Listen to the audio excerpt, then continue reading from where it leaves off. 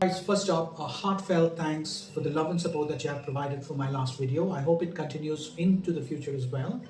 And before we actually dive into the topic of the video, we'll just ask ourselves just one simple question, that is, are we comfortable, or are we happy, or just content with the kind of achievements or the successes or just the situation that we are in at this point in time? Irrespective of the answer, get to the topic, which is pretty much related to the last video of mine. Talk about the time management skills, which is very essential regardless of the age group that we're in. A necessity for all of us. Management is a crucial skill that can help us achieve our goals, and also in terms of productivity.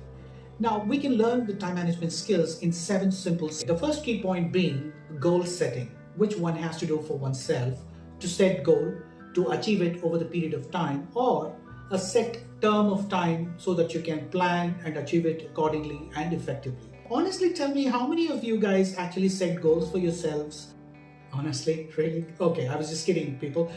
Some of you really set goals for yourselves and start planning accordingly so that you can, complete it successfully, right? I respect that.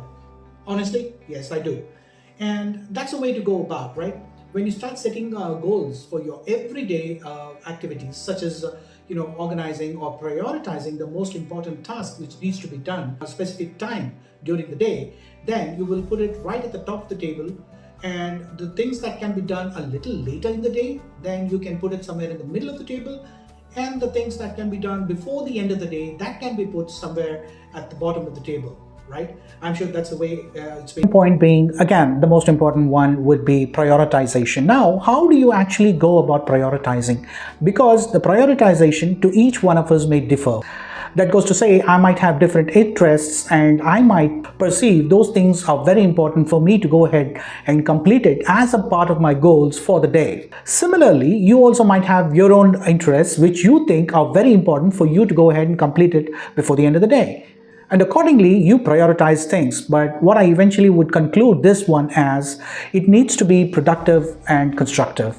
People, at the end of the day, we need to gain something. We need to benefit from what we do, the kind of tasks we do, and the kind of goals that we set for ourselves really give us some kind of benefit, some kind of gaining of a knowledge, some kind of gaining of an experience, some kind of gaining of monetary benefit. I'm sure you all understand what I'm trying to say here, right?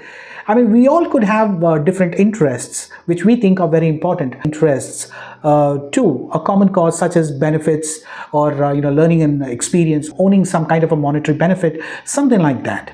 Now, is it wrong? Your point is planning. Now, how many of us actually have this habit of sitting down with a pen and paper, jotting down all the necessary tasks that needs to be done at a certain point in time of the day? Some of us do, some of us don't. But I would strongly recommend that it's a very good habit, because possibilities that we might overlook a few things here and there, it will spill over to the next day thinking that, oh, we kind of overlooked, we forgot to, complete that particular task which I need to complete it today. So instead of carrying over, or instead of spilling it over for the next day, you might as well piece of paper so that you could remember to complete that particular task before the end of the day, so that you don't have to carry anything for tomorrow, because tomorrow is fresh and you will have fresh activities to plan for. I'm sure you would agree with. Fourth point, time blocking.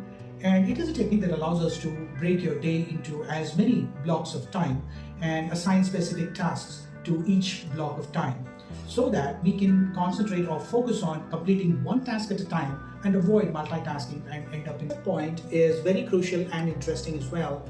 It talks about eliminating distractions. I'm sure every one of us understands its importance to eliminate any such distractions that keep us away from doing anything that's creative, constructive, in order to enhance or add values to our personal and professional lives. And who would want that actually? We would all want to be productive and give the right kind of value to our personal and professional lives at all times. And in order to avoid any such distractions, we draw a line of check in terms of digital dependency.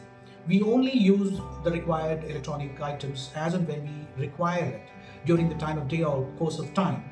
And we would only use it for reference purposes or some creative or constructive purposes. But otherwise, that's available, we use it constructively and productively to enhance, like I said, our personal and professional lives. Because at the end of the day, if you're not being productive, the entire day is being wasted. If we talk about one day at a time, are the days that we've lost in letting the distractions taking us over, but instead we will avoid any. I'm sure you understand the importance of you completing a particular task which you think is most important and essential for you. Distractions, they never cease, they never stop. They keep cropping up every step of the way.